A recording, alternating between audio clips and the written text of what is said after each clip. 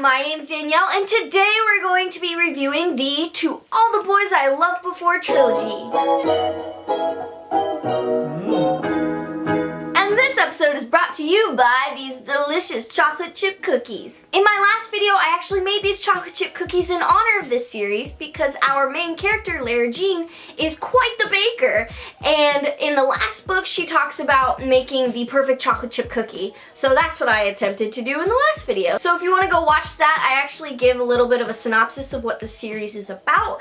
But just to be brief, this series is about Lara Jean, who is in high school, and when she's in love with someone but she wants to stop being in love with them, she actually writes them a love letter, but she keeps it for herself and she never sends them out.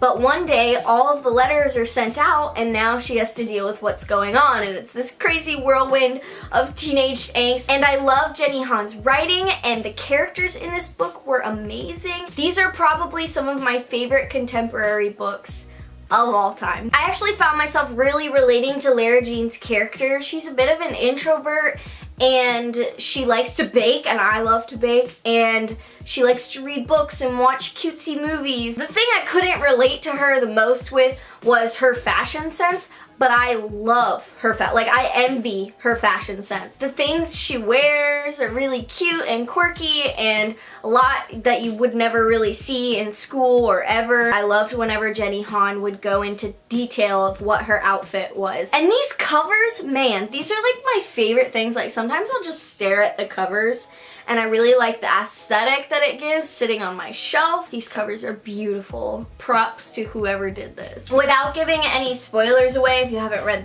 these books, I think the first two were my favorite. The last one was kind of iffy for me. I felt like it could have been a duology, but it was definitely nice to have that ending book, and it felt like we got a lot of closure with the characters. After I finished reading these books, I actually found out that Jenny Han made a playlist for when she was writing these books, and I wish I would have listened to that when I was reading the books because I feel like they match the tone so well, and those are probably some of my favorite songs, so I really enjoyed listening to it. I just wish I would have listened to it with the book. I definitely think I liked this book the most in terms of how it felt reading it. Like the tone was very light, and I definitely had a lot of fun reading this book. The second one I liked mostly in like the plot and the characters. I feel like all three of these books are very different from each other. Something else that I really liked about these books was getting to see a lot of her Korean culture because she's half Korean. And I really liked seeing those traditions because it's something that I don't really know much about. I feel like diversity in YA is something we don't get a lot of often. And even though we only got little snippets in the book, I like that the family is keeping up with this tradition even though their mom is gone. So that's all I can really say about these books without giving anything away. So if you haven't read these books, I highly suggest reading them. Also, if you haven't read all three of these books, I suggest leaving because I could be going in different directions because I've read the whole series and I don't know what order I'm gonna go in, and I don't want to give you any spoilers away if you've already read this book but you haven't read these yet, or you've read the first two. I would read all the books and then come back and we can talk about them. So bye if you haven't read all the books. Bye. Okay, so I'm mainly gonna start off talking about the first book and try to go in order, but it's kind of gonna go everywhere. So at the very beginning of this book, we actually start off talking about Josh, Margot's boyfriend, and why everyone in their family has a connection to him and why everyone loves him. And thinking about the series as a whole, I feel like this is kind of weird because if you come back to the first few sentences, it makes it seem like the series should include more Josh, but after this book, there's not really much left of him. And then Margot breaks up with Josh because she's going to college in Scotland, which is awesome, by the way. But I thought it really made sense for her what she did, even though it was hard because she was going so far away and Josh was staying and he wasn't even done with high school yet. So I thought it made sense. But later on, when we get the backstory of Lara Jean and Josh and how they were friends before all this and how they had like a little flirting thing, I guess you could say, it just shocked me that Josh would go for Lara Jean's sister. But even more so than that, what didn't make sense to me is how when Margot came home and she told Lara Jean about this, how could she not see in her sister's face that something was wrong? It upset me that Margot couldn't see that in her sister. And then later on when Josh gets the letter and Lara Jean's trying to avoid him, but he ends up coming to her in the hallway and she just darts off towards Peter, basically jumps him.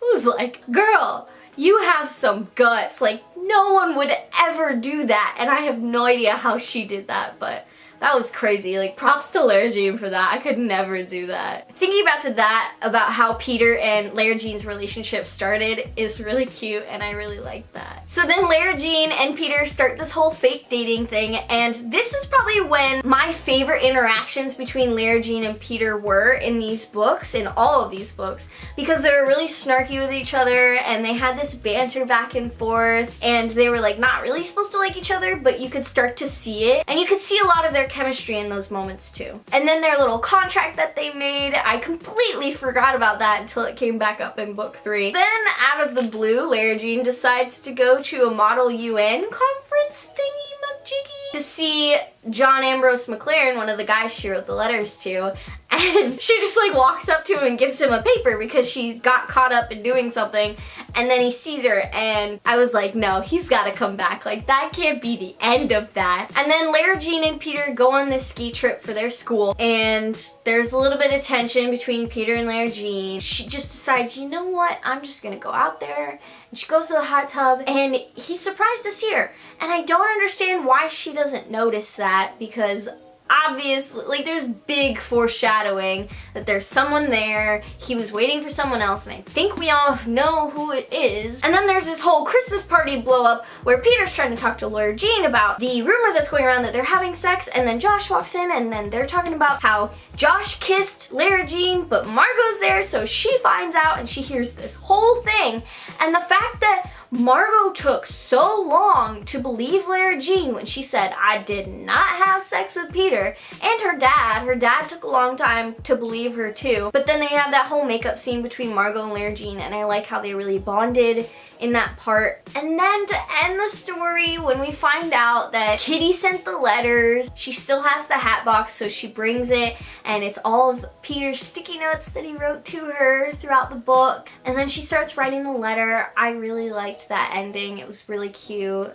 And I feel like, honestly, this book could have stood alone, and I think it was intentionally meant to, but I'm definitely glad that we got to see the other books. Probably my favorite character in this book was Chris, but it was mostly how Chris and Lara Jean interacted, because I feel like me and my best friend are kind of that way. Not in how Chris, like, smokes and drinks and parties, but how she gives Lara Jean advice and they talk, and how they kind of show each other the world. Like, I feel like they each have something to offer in this relationship, and I could really relate to that, and that was probably my favorite dynamic in the books. What disappointed me was that you couldn't really see it in the last book because Chris wasn't really around. I liked getting to see the different characteristics of Lara Jean and the things that she liked to do and her little quirks, and how they carried on through all of the books. And I can definitely relate to Lara Jean liking guys and nothing really ever happening between them, but I thought that this concept of writing a letter and then just keeping it to yourself, it's kind of your own closure because nothing really happens between the persons. So it's not like you need to get closure from that person, but it's mostly yourself, and I thought that writing a letter is a really cool way to do it. So that's all I have to say for this book, and now I'm going to start talking about the next book, P.S. I Still Love You by Jenny Han. So I definitely like the fact that we got this book because I feel like in the first book there were a lot of things that went unanswered, like the necklace that her dad went to buy her for her birthday but was gone, but then it turned out that Peter got it for her. And then I like the fact that we got to bring back John Ambrose McLaren because I feel like his story was definitely not done in the first book at all, basically. Like, she went to see him and that was it. I was like, no, that can't be the end. You can't just leave it like that. And then they become pen pals and they're writing letters to each other, and then we get Lara Jean's letter back that she wrote to John Ambrose McLaren, and that wraps up all 5 of the letters she wrote. And that was probably my favorite part of these books, was getting to read those letters because they were insane, and she was younger when she wrote them, so they were funny and silly, and that was probably my favorite part. I really liked those letters. But this book picks up right where we left off in the first book, and Lara Jean's going to Peter to give him the letter she just wrote, and I got so scared because I thought this was gonna be a totally different book, because she decides, oh, I'm not gonna give it to him. And then Peter sees it, and then they get into a relationship, but then they're having all these issues because Peter keeps going to Genevieve and Peter won't tell Lara Jean why, or he won't even tell her that he's going to see Genevieve. And I think that's the biggest issue with this, is that he never tells Lara Jean, listen, I have to go to Genevieve right now. I know that it may be hard for you, but she really needs me. And instead, he just doesn't say anything, and I feel like that made it worse. And at the beginning of this book, we have this video that's released online that's of Peter and Lara Jean making out in the hot tub, and everyone's watching it, so everyone knows it's them two. Lara Jean thinks it's Genevieve, and she goes to Peter, and he's like, no way. But then later on, Peter finds out that it is Genevieve, and it pisses me off that he wouldn't come back to Lara Jean and explain how he knew and talk to her about it. But when she finds out, they break up. So there's that. And then he shows up to her end of the treehouse time capsule party thing with Genevieve, and he could have shot her a quick text. Look, Genevieve's coming. I don't know if you invited her or not, but she's coming with me. But that's when they start this Assassin's game, which was probably my favorite part about this book, how they're going behind each other's backs and sneaking around and seeing how each one of them got out. It was a really cool game, and I want to play it too. Like, let me be a part of this game. And the scene where she finds out that Stormy is John Ambrose McLaren's grandma or great-grandma or whatever is so funny, how he shows up to this gathering that Lara Jean has put together, and she has John in the Assassin's game, so she like ducks behind the table. It was so cute, and then they danced together and she got him. These are so good. Lara Jean and John actually get snowed in one night at Bellevue, and this scene was so cute. It was like the perfect scene. And it stinks because even though Lara Jean's feeling these things for John, she's still thinking about Peter. And John is just a dreamboat character. I have such a huge crush on him. And honestly, like, part of me wishes that it had worked out between them, but I had no idea where this story was gonna go. And I liked how in the end her reasoning was that it's always been Peter. So I really like that Lara Jean finally got to win the assassin game for once, but the fact that it was during this time when Genevieve saw her father having an affair with someone Margot's age, and then Genevieve comes over and lets Lara Jean get her out, and then nothing happens between Lara Jean and Genevieve, and I kind of wish some sort of resolvement would have happened, because the way it's played out, I didn't like it, that Genevieve just kind of disappears over in the sidelines. I wish they had at least come back on good terms again. But she wins the game, and her wish is that everything would go back to normal with Peter, and it really bothered me that that was her wish, because I feel like she could have gotten a really good wish out of this. We learned that Chris would have asked for her grandma's car because I guess Genevieve was driving it or something, and John would have asked for a cake that Lara Jean made. I wish we would have known what Peter was gonna ask for, or Genevieve, one of them. I don't know. I felt like it could have been more climactic. It could have been a really good wish. My favorite part in this book is when Lara Jean makes a cake for a cakewalk for Kitty's school fair or something like that, and Owen, Peter's little brother, is in the cakewalk, and Peter and Lara Jean are fighting, but Owen comes back with Lara Jean's cake, and Peter's like, no, I don't want that, put that back, like, get a different cake. Owen goes, but that's the cake you said to get, and I was like, that is so cute. And you see little things like that from Peter in all of these books, and you just see that he's a really good guy, and I do like Peter, but John will always have my heart. So that's all I have to say about this one, and now I'm gonna start talking about the third and final book in this trilogy, Always and Forever, Lara Jean by Jenny Han. There were so many references to Hamilton in this book.